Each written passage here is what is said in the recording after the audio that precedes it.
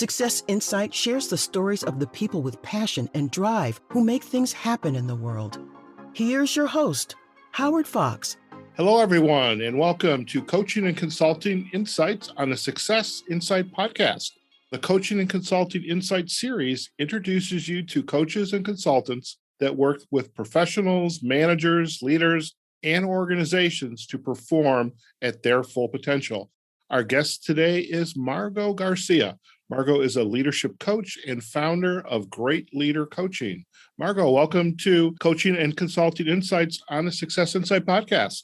Thank you, Howard, and thank you for sharing your audience with me. Fantastic. So I'm, for our listeners, and I always say in the spirit of full disclosure, I met Margo a couple years ago at an event hosted by a good friend of ours, Dr. Tom Teague. And I was introduced at the time to the San Diego Professional Coaches Alliance, which I then joined and which Margo plays a very significant role in. So first off, Margo, thank you for also inviting me into the organization. But it's just really wonderful to meet other coaches like yourself and kind of learn about your work and what you're doing, the types of clients you have, what are their issues they're facing, and how are you helping them solve those. And before we actually get into that, I would love if you could, Margo, share a little bit about your background and, leading into how you got into this wonderful world of coaching. I come from a corporate human resources background, almost 30 years in various organizations, large, small, public, private, global, and some local. So I've worked in a number of companies and in the last couple of gigs being the head of HR and really enjoyed helping to create the culture for the organization. My last company, we were so successful, we got sold. And I thought, well, that's wonderful. They said they were going to keep us on for, a couple of years while they did the transition. And wouldn't you know, a couple of months later that they let the CEO, the CFO, and me go. Oh, well. Go figure that. What that opened up, though, was an opportunity to get my coaching credential, something that I'd been wanting to do for many years. I did a lot of coaching inside the organization, working with the executive team, our senior leaders, our managers, and helping them develop their leadership skills, helping them be the best leader that they could be inside the organization. And I wanted to be able to take that experience and work with other managers in other organizations, helping them to develop their leadership skills as well. One of the things I had done many years before was get my MBA because I felt that was a credential that would help me earn a seat at the table. Sure. And my coaching credential is the same thing, sort of a stripe, saying, hey, look, I've done the work. I have the background as well as the experience to be able to help you work through and develop your skills as a leader.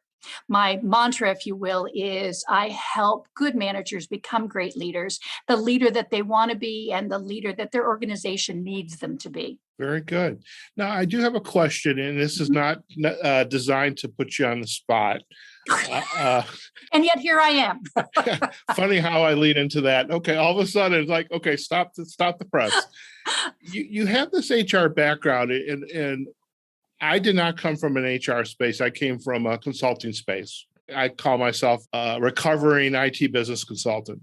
HR, from my viewpoint, and obviously I'm misinformed because the way you've just described yourself, they don't always have that proverbial, let me help my team, my leaders that I'm responsible for, develop themselves.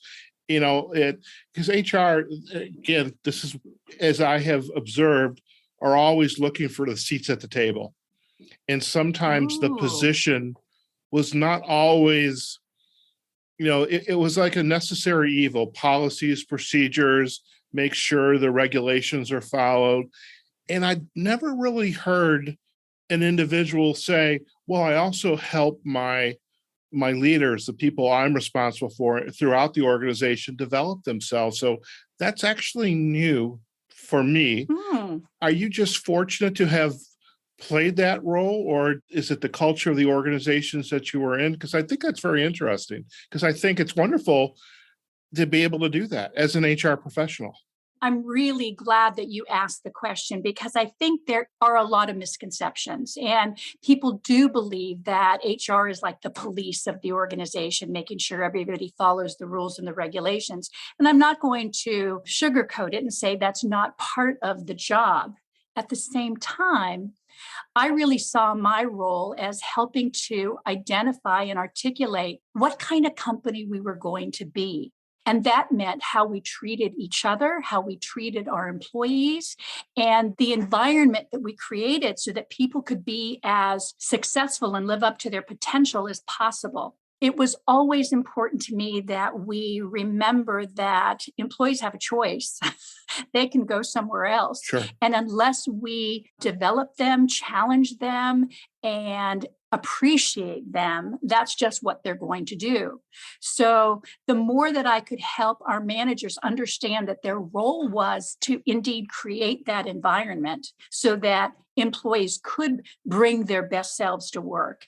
And that was their job. And they were, in fact, evaluated on how well they did that. Yes, we had goals and objectives that had to be met for the profitability of the organization. That's a given. But in addition to that, as a manager, you're also responsible for making sure that you develop, challenge, and appreciate your employees. You know, what's interesting about your reply and how you've articulated this, the first words that came to mind was organizational culture. Is what is the culture of this organization? What do we want? Not only our employees, who are, in a sense, I call them brand ambassadors. You know, what are they saying about us? And then also what are our customers saying about us, the way we treat our employees?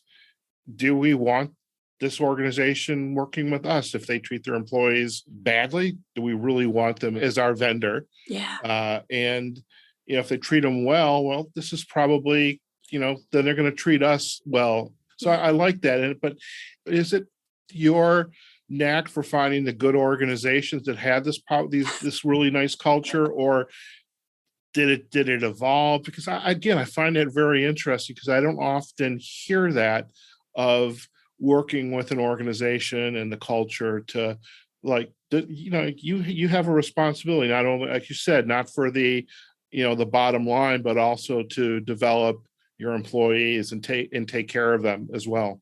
I wish I could tell you that every organization I've walked into was just a great organization, and all I had to do was kind of, show up and everything was perfect. But in many cases, I was brought in because I have this different perspective and a willingness to work through the changes that need to be made to get a corporation to a different level.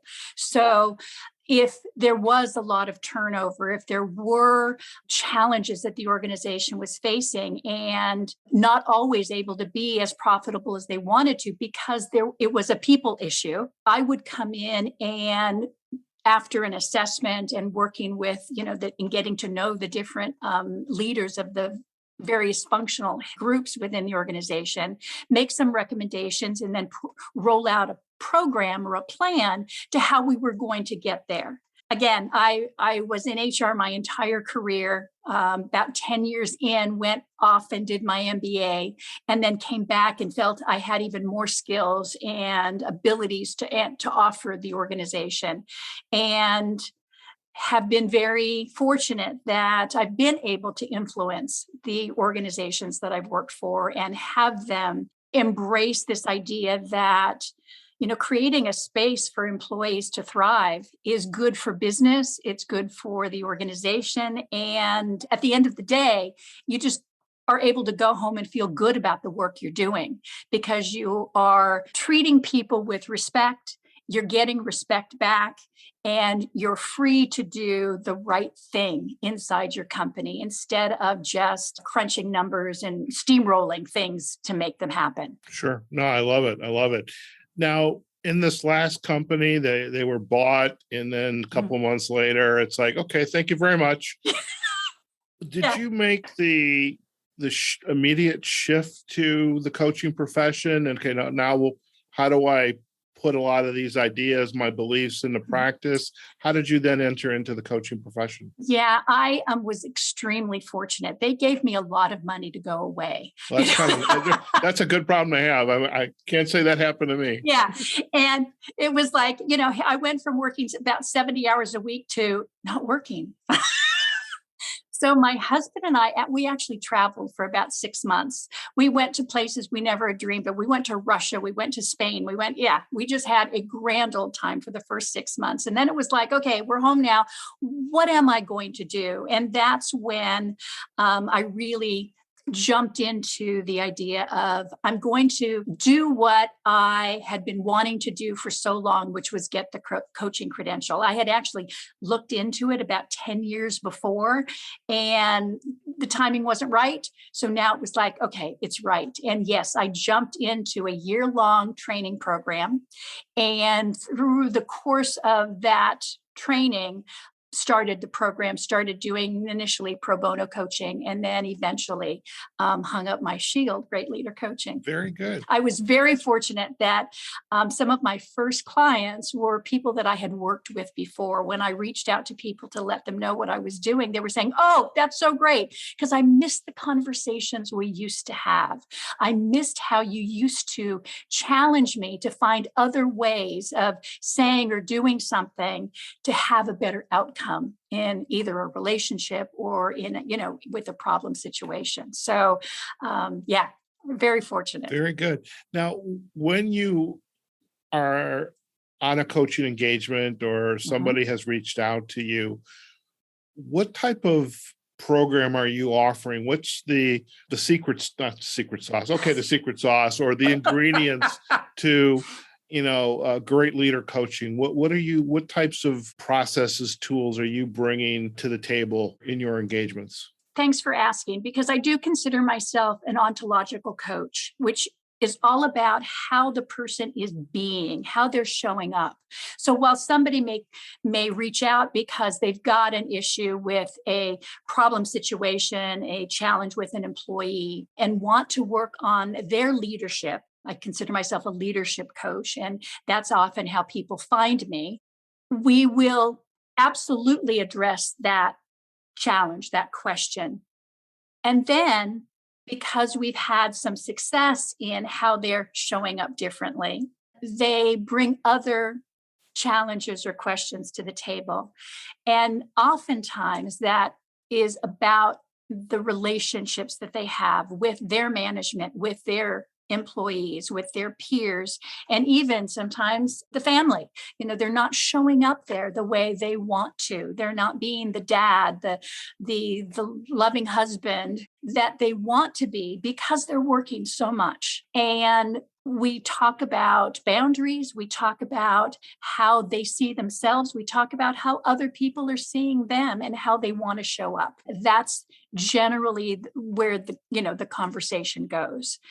I, as an ontological coach, I don't really have okay, today we're going to work on your X. It's really what the client brings to the table. What are they grappling with? What are they losing sleep over? What do they worry about?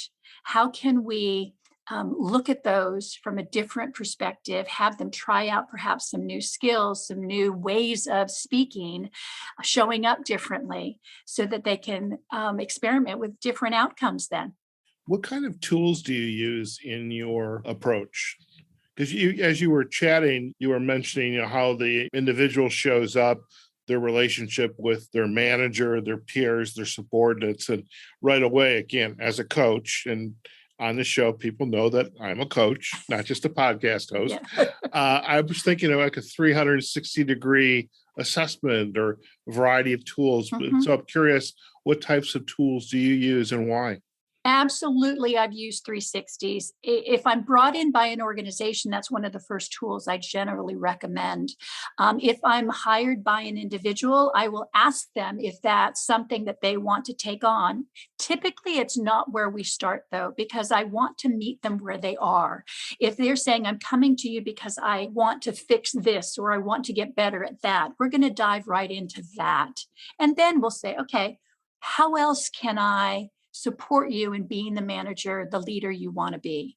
And then they'll bring up what, is the next level or the next area that they want to explore. Based on that, I've got a variety of tools and assessments that I've used in the past. And I just kind of dig through and find one that, may be appropriate to help them get additional insight into how they're looking at something or how they're seeing themselves. And then it's really about the powerful conversation that we have, the questions that I ask that help them to be reflecting on how it is they are behaving, and not necessarily the why behind it, but just understanding that there are some things they do automatically, habits they've formed that serve them or don't, ways of speaking and talking that serve them or don't. And they have a choice in the matter. The more facility they have, the better ability and agility they have with showing up differently given the situation, given the scenario, the more powerful they can be as a leader. And the way that they're working on themselves is a tremendous, tremendous way to model that for their employees. That, leadership is a skill and it's like a muscle that you exercise and it gets stronger. And here's what I'm working on. Let's talk about areas, you employee, that where you want to, get stronger, where you want to develop. How can I, as your manager, help you do that? Okay. And I'm curious, within your client list, how deep into the organization do you typically go? I mean, you perhaps somewhere in the organization at some level, they've brought you in based on reputation. They know of you, they've heard of you, they've worked with you. But then how deep down into the organization? So maybe the entry-level managers, the supervisors, the professional staff, even the non-professional staff.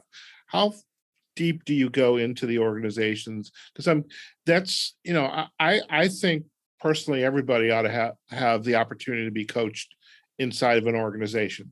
All right. Yeah. So I'm curious what type of entree and throughout the structure have you had the opportunity to go into? I mostly work with the managers who manage other managers. Okay.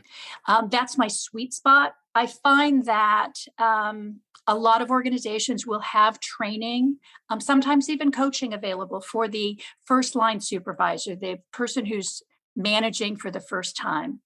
And they will oftentimes send their executives off to, expensive programs or bring in executive coaches to support them. That middle level manager, that manager who's managing other managers, so they're a senior manager, a director, a VP level, they're the ones that don't often get the attention. They are often on their own trying to figure things out.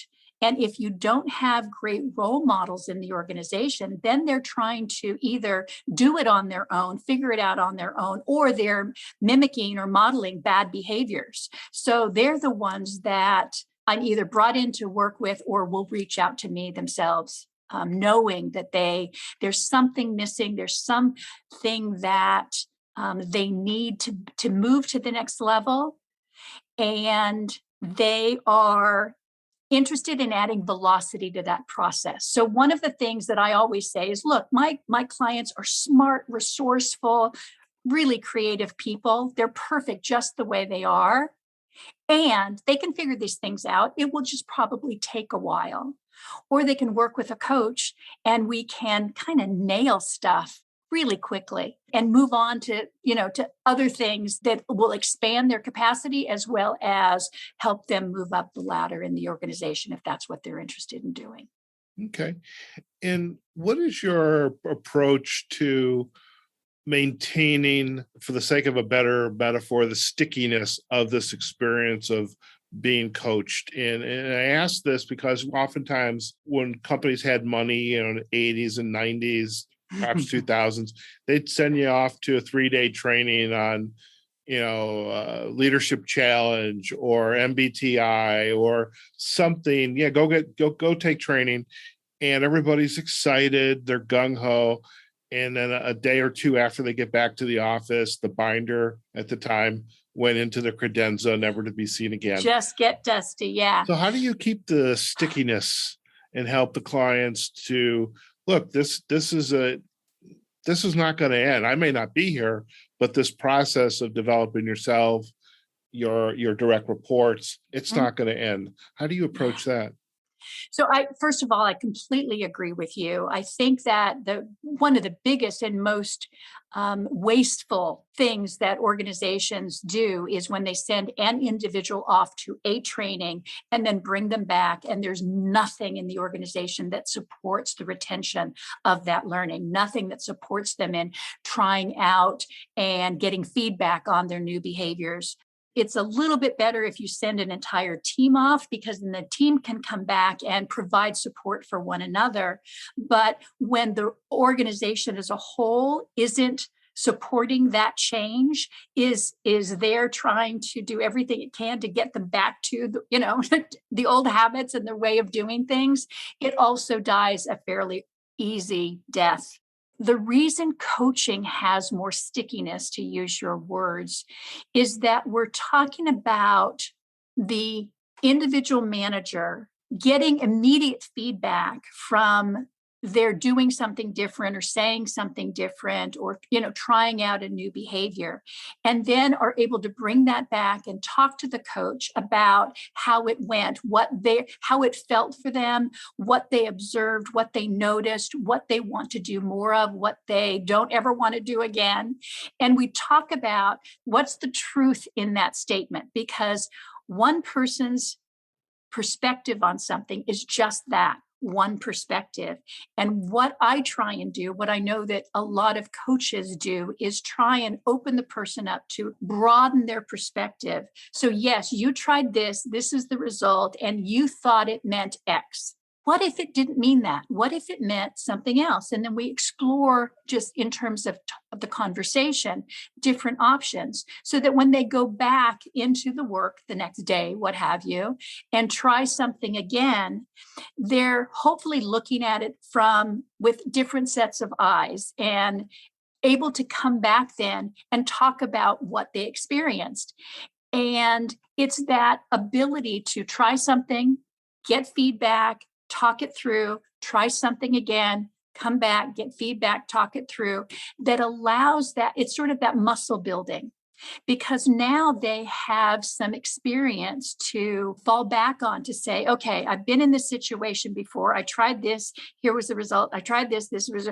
I'm either going to try something new, or I'm going to replicate something that really went well, and then talk about it. It's a cementing process of knowing that they have the skill set, the tool bag, if you will, of different ways to approach different situations, so that they can get a different outcome. If they've always been doing something one way and it always turns out the same way, that situation won't change unless they change their approach. And Sure. So coaching helps them have the confidence to try out new things, and then reflect on why it went differently.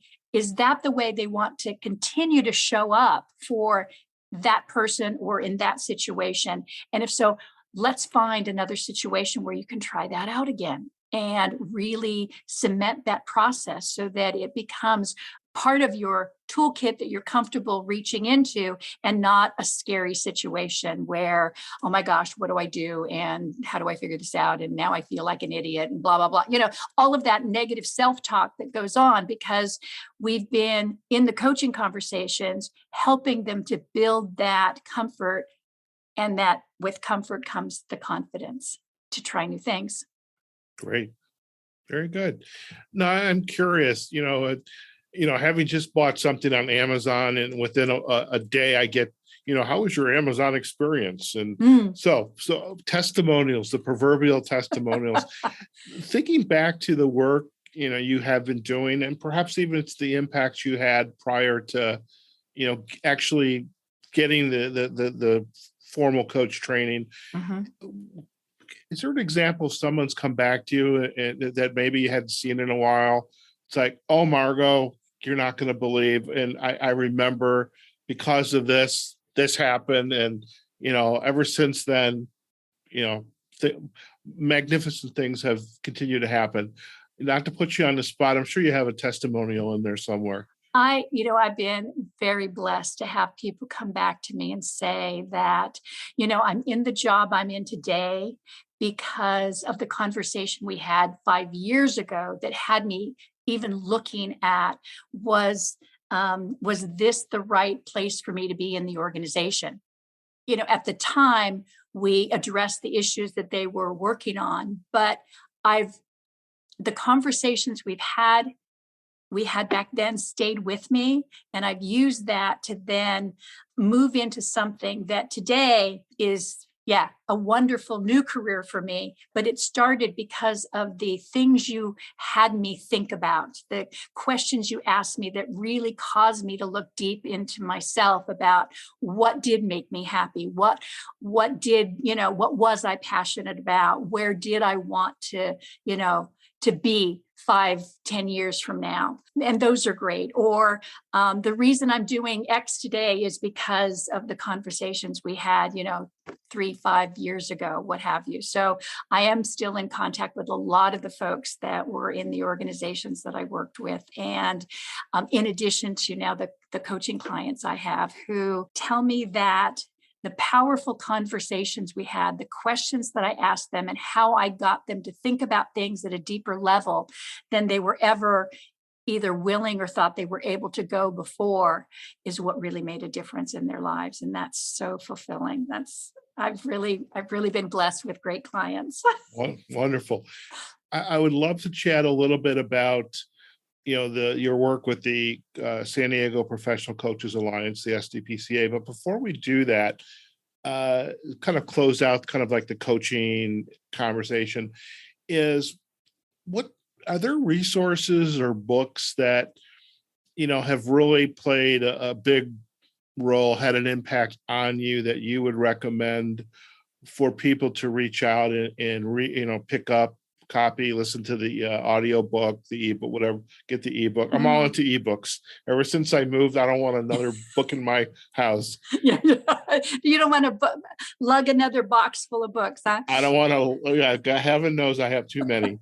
But are there some books that have really, they're game changers in your mind that you would recommend to our listeners? I too have an incredible library. I'm a person who uses books as resources, and I don't just read them. I always read them with a pencil because I'm circling things, I'm writing in the margin, I'm saying, "Ooh, this reminds me of that." And the one that I actually am recommending a lot lately has been Nir Eyal's book on Indistractable. And I think the reason is because I've been having a lot of conversations around procrastination, people feeling like they're just stuck and not motivated to do the work that they know they need to do. And they're so easily distracted by shiny objects instead of focusing on the work that they know they should be doing. And so I've recommended that book a number of times. He talks a lot about the fact that we get into habits, and it's just as easy to create new, good, positive habits that help us stay focused as it is to create the habits that keep us playing games until 2 o'clock in the morning on our iPads, or keep us binge watching TV, when we know we should be doing something else. So he talks a lot about turning off the distractions, which is, again, a choice that we can make. We just have to take action and do it. And then setting yourself up for success by minimizing the things that you have fallen prey to in the past in terms of the things that you let distract you. That's probably, again, one that I've been recommending a lot lately. Okay. And we'll love to put a backlink to it in our show notes. And so I'll get the exact spelling and the title for our listeners. You'll have a link to this. Perfect.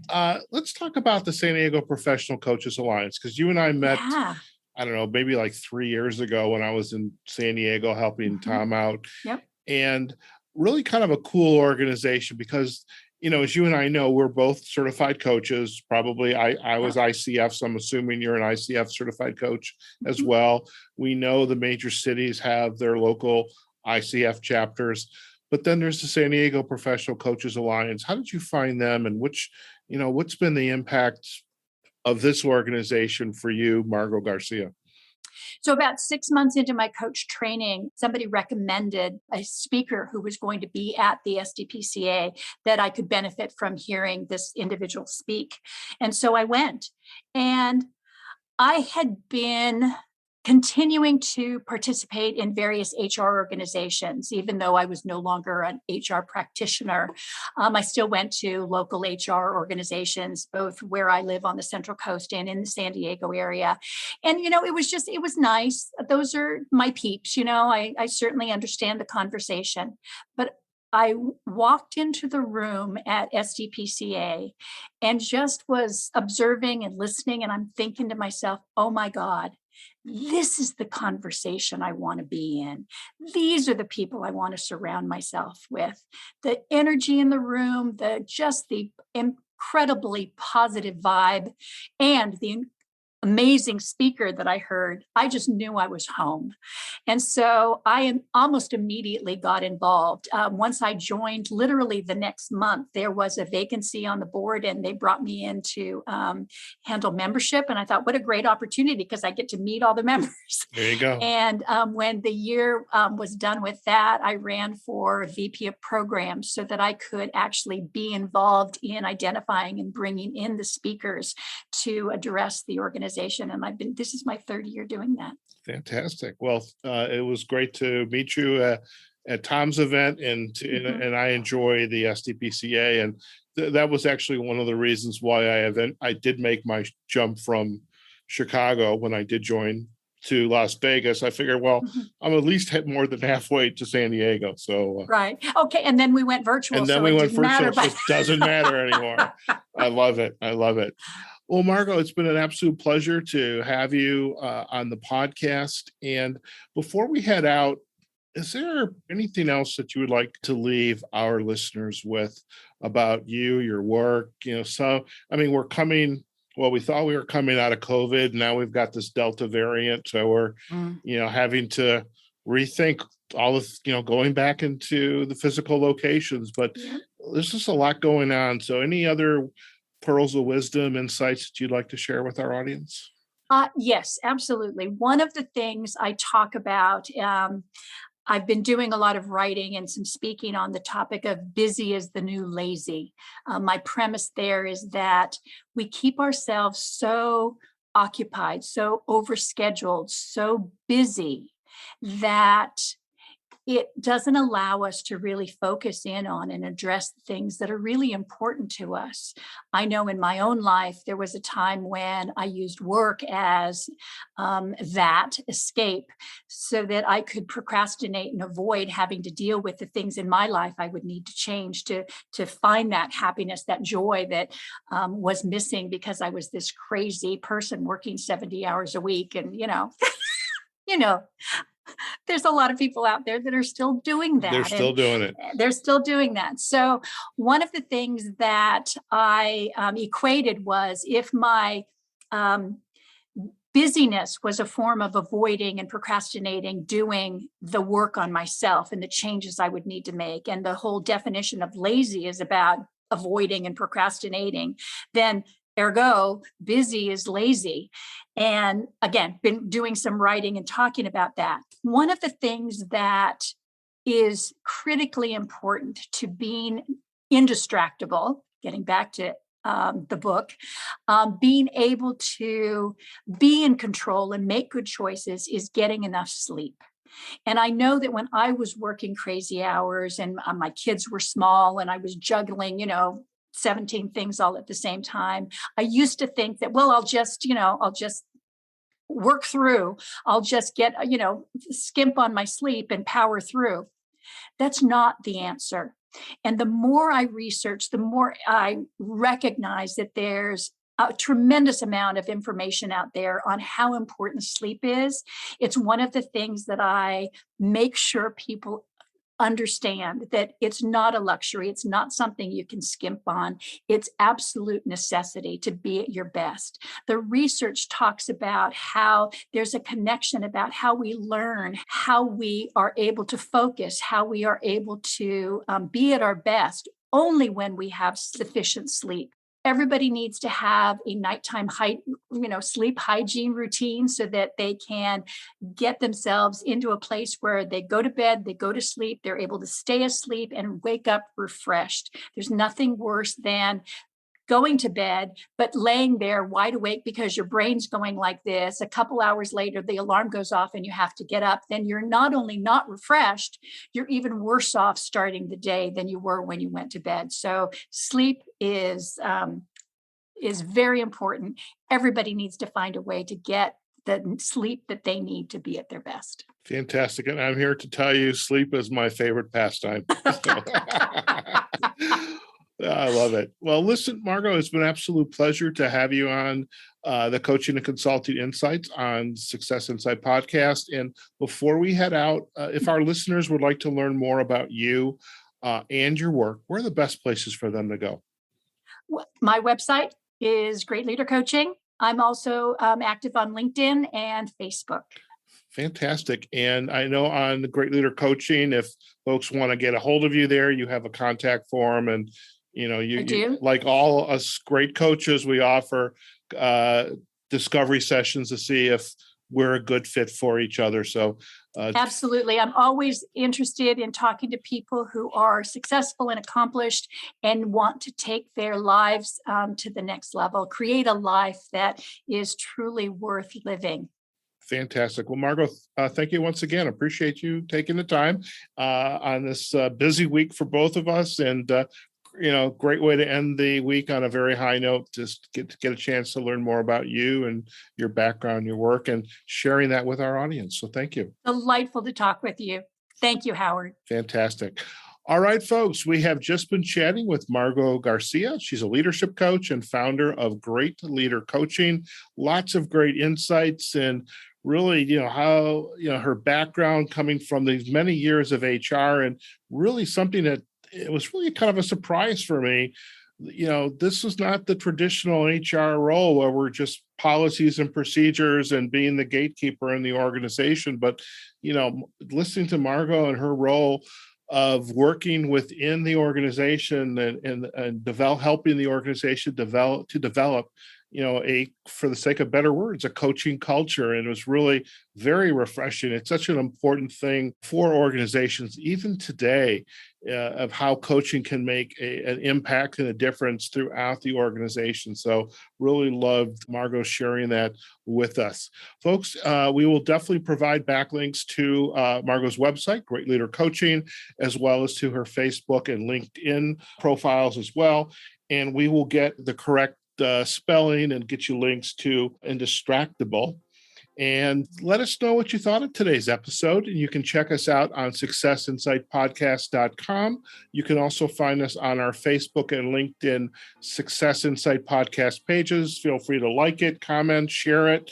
And that's how we get traction. And that's an important part of this world of podcasting, is traction. So let us know what you think. You can also find us on almost all of the podcasting platforms: Amazon Music, Google Podcast, Apple Podcast, Pandora, iHeartRadio, Spotify. And on Spotify, we have our playlist, Coaching and Consulting Insights, which is a part of the Success Insight podcast brand. And so you can listen to this episode as well as all the other episodes from coaches and consultants just like Margo. And really a lot of great information. And I think we probably have so many episodes, you could probably do a round trip East Coast to West Coast a couple times.